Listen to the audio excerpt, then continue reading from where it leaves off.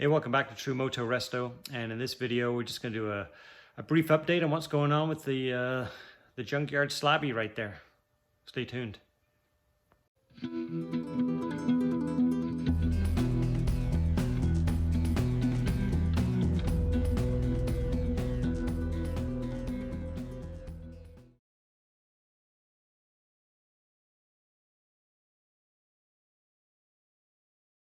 Okay, it's been a couple of days soaking the cylinders with combinations of different ingredients, penetrating oils, various sorts, trans fluid and acetone,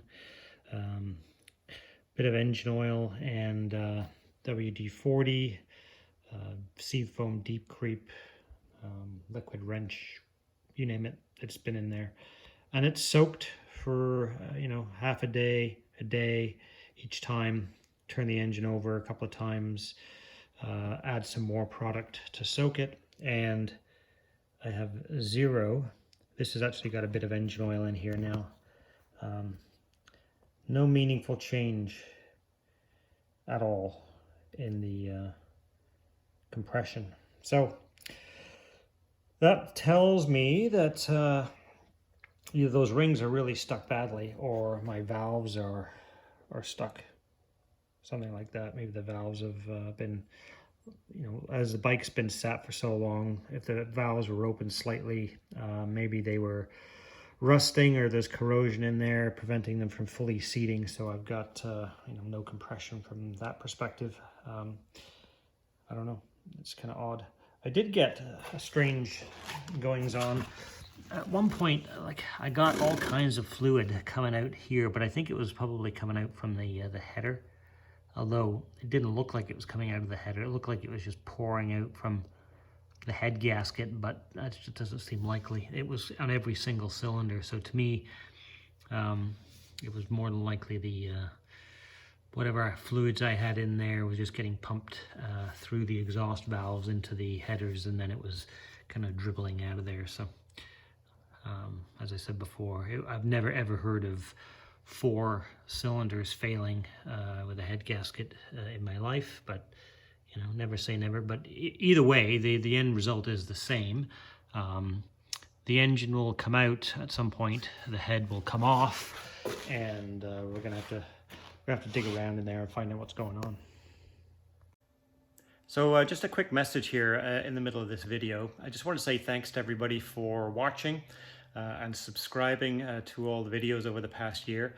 Recently just achieved what for me is a major milestone, 1,000 subscribers and 8,000 watch hours, 150,000 views.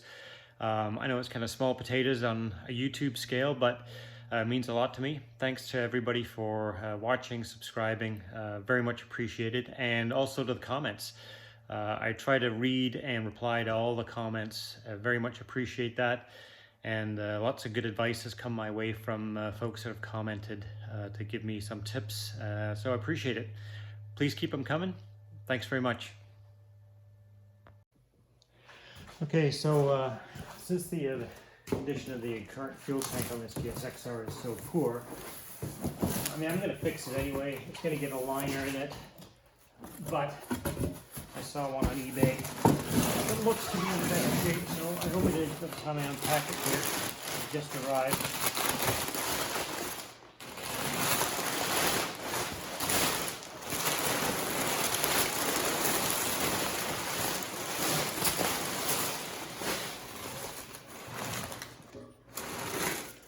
So there it is.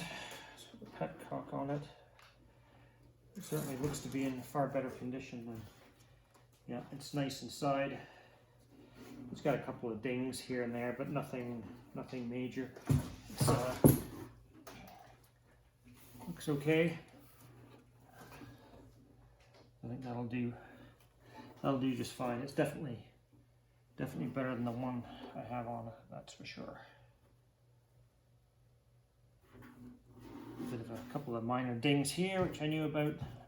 They should pull out fine with the PDR puller, and then yeah, strip it down, take the paint off it, and it'll be good to go.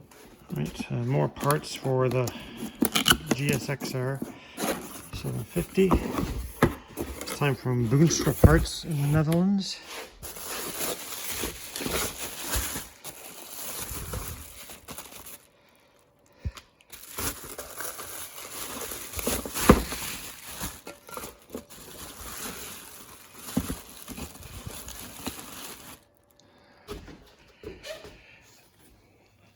This is the second one I ordered because the first one, well, it was very inexpensive, only like 25 bucks. It was the wrong one. I ordered the wrong one. That looks to be, this one's all shattered on the top, you can see there. This looks to be the right one, I do believe. All right, another package, GSXR 750 restoration. A new windshield. It's a clear windshield. It's got some black trim at the bottom there, I guess, and then the edging, the black trim for it. So I got the Solo cowl from Fiberman in Ireland. Comes with the extra plate here to mount the butt pad on. It's really nicely made, really well done. The finish on this is quite good. Obviously, they usually have to be sanded and prepped, and same as anything else. But there is the name of the company. The guy that runs it, his name is Jason, and contact him through Facebook and other channels. And what an incredible job! Very, very good quality. I highly recommend it. I mean, the channel is called True Moto Resto, but maybe what it should be called is Idiot in the Workshop. So normally, the wise thing to do would be to, I guess, do a little bit more exploratory work on this engine before I leap headlong into investing money and buying parts, because as you saw in the earlier videos, this bike basically has no compression in any cylinders. It's got 20 pounds in one, 0 in two, and 40 in one of them. So either stuck rings or valves are corroded or something. But so it needs a lot of help. It's not going to get running without having it disassembled, I imagine. But that said, I continue to buy parts. So I am now fully committed, one way or the other, by hook or by crook. This is going to get restored. Yeah, I'm at the point of no return already. There's new cables, new bearings, new seals. I even found an OEM rear license plate light cover from CMS NL. There's, as you saw earlier there's some more parts, gas tanks, and who knows what, solo seat, everything is here. Windshield is here. I have a new exhaust system for it because when I had the fairings off checking the cylinders and whatnot for compression, I noticed that the header pipe was really badly rusted. There was multiple holes in it, and especially right where the pipes all kind of come together and touch in between there. It was in a spot where I don't think it's easily repaired. So I found another one online, so that's supposed to be coming. So this is the new exhaust header that I bought. We'll see if it looks as good as it did in the pictures.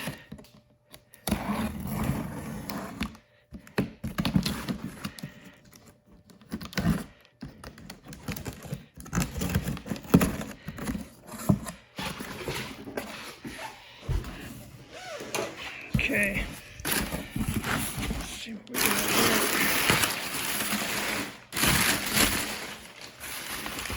It's good shape. That's good. So there it is. That is in pretty darn good shape, actually. There's no real rust on there. It's tarnished, but it is not rusted at all, which is kind of nice. So yeah, that's good. One more piece to the ever-expanding puzzle. I'll put that right there, along with all the other crap. I need some boxes. So yeah, Idiot in the Workshop. Maybe I'll rename the channel. It's so, and I think at this point, I've also decided that it is going to be a Skull Bandit color scheme. There's no point in going with the original, as much as I like the original blue and white. This bike isn't original. It doesn't have the original engine in it. As we talked about earlier, it's got an 88 750 engine in it. So why not do something a little bit different? And if the right bike comes along, if the right Bandit comes along, I might see if I can get a donor Bandit and put a 1200 in it, depending on what I find with that engine when I start taking things apart. I almost had one for $500, but that deal fell through. It would have been cool to have a Skull Bandit color scheme on a GSXR with a Bandit engine, I think. But so yeah, that's the plan as it currently sits, although I will say I have changed my mind, I don't know, 3 or 4 times at least. But I have a lot of the stuff already, still a few more small things to buy. I still haven't bought the tires yet. They have to be purchased. Bridgestone Battle Axe, I think, are the only tires I can find in the OEM size.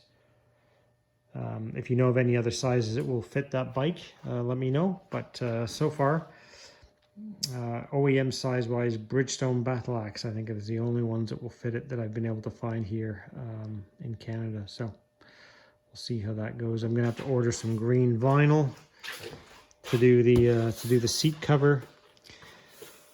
And the other thing I'm actually going to do really soon is I'm going to, even though I purchased a new tank here, I am going to fix this one. I mean, it's, you can see in there, it's all surface rust that you can see there, because I tried cleaning it with vinegar because I'd never tried that really before, and everybody online said, oh yeah, vinegar works great. Well, it didn't do bugger all. It was terrible. So once I drained it out, I knew it was going to flash rust on me, even more than it was already, and it did. And there are 2 leaks in the tank, one at the front behind the mounting bracket, one at the very, very top, because there's a kind of hump inside, so there's a crack, almost a rusted crack in there. So what I'm going to do is I'm going to go with the harshest treatment, which is going to be muriatic acid. And that will have the inside of the tank looking like new, and it'll also probably open up and expose any other holes and cracks. Once that's done and it's neutralized, I will solder from the outside any of the leaks, and then I will line the tank. I'm going to pull this out a little bit more and sandblast that clean. Just because, I mean, GSXR tanks are not overly abundant, so I think the tank is savable. So I'm going to do that work to it just so I have it as a spare. Hey, thanks for watching. Please like, share, and subscribe.